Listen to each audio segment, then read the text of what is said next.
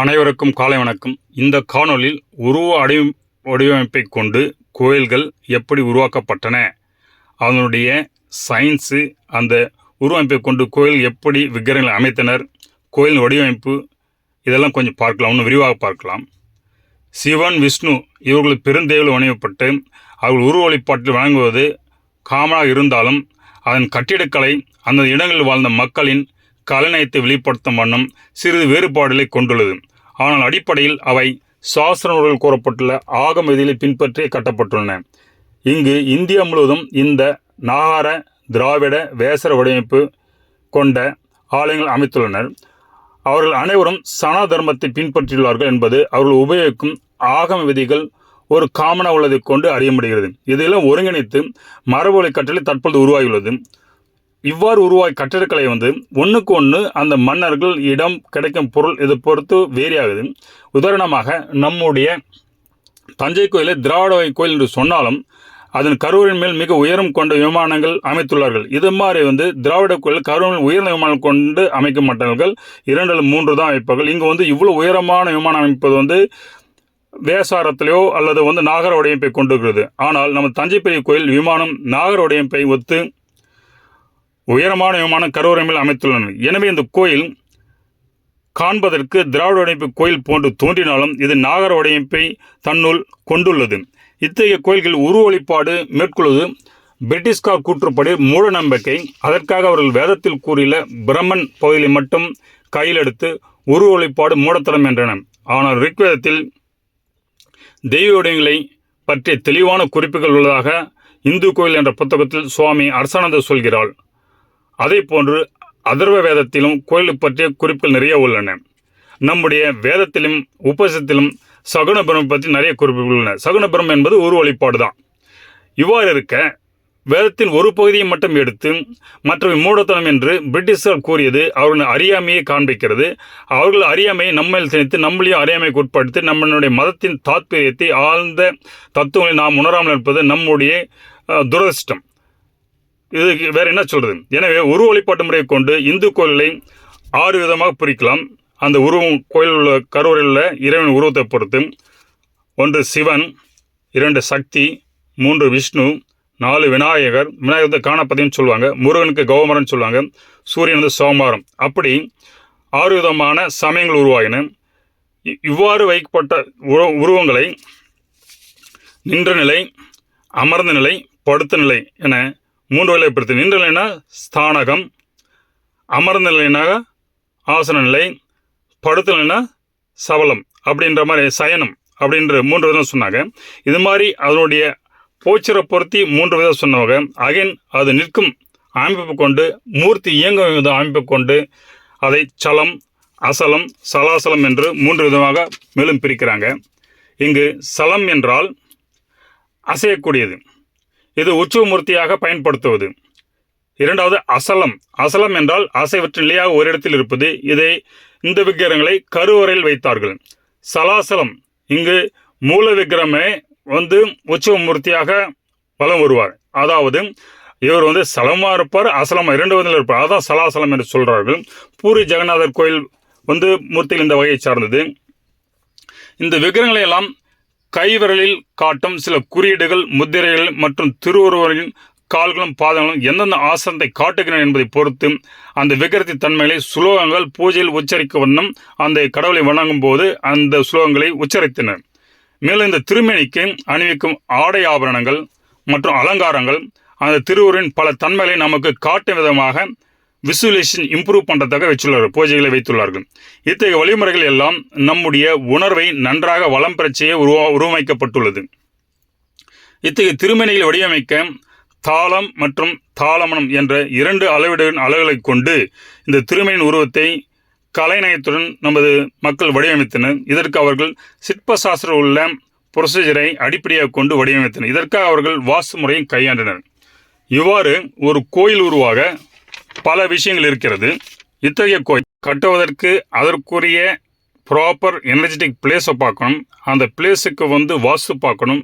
வாஸ்து பார்த்தவரை அந்த கோயிலை கட்டுவருடைய ஆயாதி, அப்புறம் அங்கே திருமணி வரது, அதுடைய ஆயாதி பொருத்தம் பார்த்து, பூர்ண ஆயுதம் பார்த்து, இவ்வாறு உருவப்பட்ட கோயிலுக்கு கோயில் பணியெல்லாம் முடிஞ்ச பிறகு பிரதிஷ்டை செய்து மூலவருக்கு அதன் பிறகு கும்பாபிஷேகம் செய்வார்கள். இதுதான் வந்து கோயில் சிம்பிளாக வந்து உருவாக்குற வழிமுறை.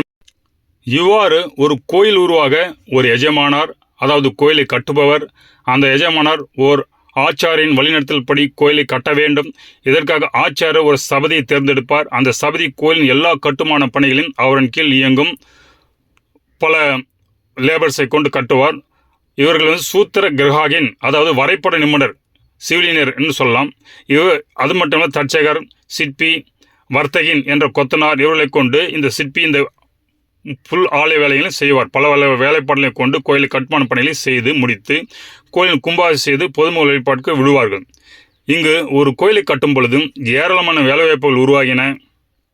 அதை கட்டி முடித்தவுடன் கோயிலை தொடர்ந்து நடத்த பல கலைஞர்களையும் பாட்டு பாடுதல், நடனம் புரிதல், இசைக்கருவிகள் செய்யும் தொழில், சித்திரக்கலை, தையல் கலை, நறுமணப் பொருட்கள் செய்யும் தொழில், ஸ்தைலங்கள் உருவாக்குறது, ஊதுபத்தி தயாரிக்கும் தொழில், ஆபரணங்கள் செய்யும் தொழில், பூஜை பொருட்கள் தயாரிக்கும் தொழில், மாலைகள் கட்டும் தொழில், அதை சார்ந்து வாழும் மக்களின் கல்விக்காக குருகுலம் மற்றும் வேத பாடசாலைகள், பண்டகசாலை, சமய சொற்பொழிவு ஆற்றுபவர்கள், அதை சுற்றி மருத்துவ தொழில்கள், கோயிலை சார்ந்து முறையில் பொருளாதார வடிவமைப்பை கொண்டு எண்ணற்ற கோயில்கள் இங்கு இந்தியாவில் கட்டப்பட்டன. இந்த பொருளாதார முறையால் நிறைய வேலைவாய்ப்பு கிடைத்தது. இந்த பொருளாதார பின்பற்றி தான் சோழர்கள் வந்து பல கோயில்களை தென்னிந்தியாவில் உருவாக்கி பொருளாதாரத்தை பெருக்கி அவர்கள் காலத்தில் சிறந்து விளங்கினர். கடல் கணிந்து வாணிகம் செய்தனர். அதனால் உலகெல்லாம் அவர்கள் நம்முடைய கலாச்சாரத்தை கொண்டு சென்று அவர்கள் சென்ற இடங்களில் இந்து ஆலயங்களை, கிழக்கு ஏசியாவாகட்டும், மத்திய கிழக்கு ஏசியாவாகட்டும், ஆப்பிரிக்கா, இன்னும் தென் அமெரிக்கா, இன்னும் பல இடங்களில் வந்து இந்து கோயில் காணப்படுகிறது. இதெல்லாம் நம்முடைய மூதார்கள் அவர்கள் கட்டடக்கலையின் மூலம் சிறந்த வழியில் இவர் எல்லா இடத்திலும் வாணிகம் செய்த முறையில் அங்கு சென்று இந்த தொழிலையும் கட்டமைத்து தன்னுடைய கட்டடக்கலையை உலகம் புலம் பறைசாற்றினர் என்பதை இதன் மூலம் தெரிகிறது. இத்தகைய பொருளாதாரம் கொண்ட இந்தியாவால் இலவச கல்வி மற்றும் மருத்துவம் எல்லாருக்கும் கொடுக்க முடியுது. அவ்வாறு சிறந்து விளங்கி நாம் நாகரிகத்தின் உச்சத்தில் இருந்தோம். இந்தியாவில் இந்திய சமுதாய ஒருமைப்பாட்டை காலங்காலமாக காத்தது இந்த கோயில் தான், இந்த சார்ந்த பொருளாதாரம் தான். இந்த கோயில் உள்ள கலைகளாகிய பாடுதலுக்கு தெலுங்கு மொழியும், அந்த பாடுதலுக்குரிய மியூசிக்கு வந்து கன்னட மொழியிலும், மந்திரத்தை சான்ஸ்கிரிட் மொழியும், பேச்சு வழக்காக தமிழ் மொழியும் கோயிலில் கையாளப்பட்டன. எனவே சனாதன தர்மத்தில் இந்த 3 மொழிகளும் ஒவ்வொருவரும் தத்தமது கடமை ஆற்ற கற்றுத் தேர்ந்தன. அதாவது பெரும்பான்மை மக்கள் வந்து மும்மொழிகளும் அறிந்திருந்தனர். இது வந்து சோழர் கால கல்வெட்டுகளே உங்களுக்கு வந்து தெரியுது. பிற்கால சோழர் கல்வெட்டிலும் இருக்குது, முற்கால சோழர் கல்வெட்டிலையும் வந்து பார்த்தீங்கன்னா நமக்கு வந்து சோழர்கள் வந்து இந்த 3 மொழியிலும் வந்து தம்முடைய செப்பேட்டில் வைத்திருந்த திருவலங்காடு செப்பேட்டிலும் இருக்கிறது. ஸோ இதனால் அந்த காலத்தில் தமிழர்கள் மும்மொழியிலும் கற்று வந்தார்கள். பேச்சு வழக்கு அட்மினிஸ்ட்ரேஷன் தமிழ் என்றால், மற்றது வந்து சான்ஸ்கிரிட்டு மந்திரத்தை உச்சரிக்கின்றால், நமக்கு கலை மற்றும் கீர்த்தனைகளுக்காக தெலுங்கு கன்னடாவை வைத்து உள்ளார்கள்.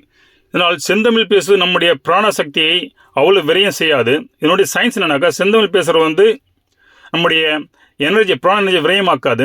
ஆனால் மற்ற மொழியில் பேசும்போது பிராணம் எனர்ஜி ஆகும். ஆனால் தான் நம்முடைய பிராணசத்தை பாதுகாக்கவே தமிழை வந்து பேச்சு மொழியில் வைத்துள்ளார்கள். இது திரித்து ஒரு மொழி உயர்ந்து ஒரு மொழி தாழ்ந்து என்று சொல்வதெல்லாம் தவறு. இது நம்முடைய வாழ்வியலுக்காக அமைக்கப்பட்ட மொழி அமைப்புகள். ஆனால் மொழி நடிப்பில் நம்ம வந்து பிரிவு கொண்டு நம்மளை பிரித்தாலும் பிரிட்டிஷ் பின்னாடி போய் நம்ம மாட்டிக்க வேணாம். அந்த வழியில் இன்னும் நம்ம பின்பற்றணும். அதில் நம்ம வெளியில் வர வேண்டும். மொழியின் மூலம் துண்டாடப்படுவதிலிருந்து நம்ம பிரிவினையாக திருப்பதை மறந்து நாம் அனைவரும் ஒன்றாக இணைய வேண்டும் என்பது என்னுடைய கருத்து. எனத்தான் தமிழ் வந்து பேச்சு மொழியை வைத்து நம்முடைய உணர்வை நன்றாக பாடல் வழிபாடு தெலுங்கையும் மற்றும் மியூசிக் மற்றும் பஜனைகளுக்கு கன்னட மொழியையும் கையாண்டனர். இங்கு இதன் பின்னால் உள்ள சயின்ஸ் என்னவென்றால், நம்முடைய நரம்பு மண்டலத்தை சீர் செய்ய சான்ஸ்கிரிட் அதிர்வலைகள் கொண்ட சப்தம் உதவி செய்யும். நம்முடைய எமோஷன் கையாள தெலுங்கு மற்ற கன்னட மொழிகள் ஹெல்ப் பண்ணுது, அதனுடைய சவுண்டு. எனவே மனிதன் தன்னுடைய லாஜிக் டைமென்ஷன் மட்டுமின்றி பிரெத் டைமென்ஷனையும் கையாள கலைகளுக்கு பிற மொழிகளும் உரையாடல் சார்ந்த விஷயத்துக்கு தமிழை வைத்து நம் முன்னோர்கள் அந்த வாழ்க்கை முறையை பின்பற்றி அவர்கள் நீண்ட நாள் நோய் நொடின்று வாழ்ந்தார்கள். இத்தகைய வாழ்வியல் நிறைந்த வாழ்க்கை முறையின் ஆணிவேராக திகழ்பவை நம்முடைய கோயில்கள். எனவே நாம் மொழி வேற்றுமையின்றி அதன் நோக்கம் என்ன என்று அறிந்து நம்மில் வேற்றுமையை போக்கி வாழ முனைய வேண்டும்.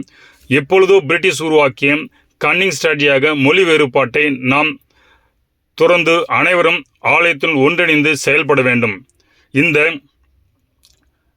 இங்கு எந்த மொழியும் உயர்ந்ததோ அல்லது தாழ்ந்ததோ கிடையாது. ஆனால் அவற்றின் ஒவ்வொன்றின் பலனையும் நாம் பயன்படுத்தி கொள்ளும் பொழுது நம்முடைய அறிவு விரிவடைகிறது. நல்ல ஒழுக்கம் மற்றும் பண்பாடு சமூகத்தில் ஏற்பட வழிவகுக்கும். எனவே இந்த கோயில் வழிபாடு அதன் முக்கியமான இடயமாக கருவறையில் இதயம் மற்றும் தலையை உள்ளடக்கிய பகுதி கருவறையாகும். தெய்வ திருவுருவை தாங்கும் இக்கருவறையில் அதன் பூசாரி தவிர மற்றவர்கள் செல்ல அனுமதி இல்லை. இதற்கான காரணம் என்றால் கருவறையின் புனிதத்தன்மை குறையாமல் இருக்கவே. இவ்வாறு புனிதத்தன்மை குறையாமல் இருந்தால் இறைவனின் அதிர்வலைகள் அவனை காணவரும் பக்தர்கள் நன்கு உணர கருவறையின் உள்ளே வேறு யாரும் அனுமதிக்கப்படுவதில்லை. இதுதான் நம்முடைய சயின்ஸ்.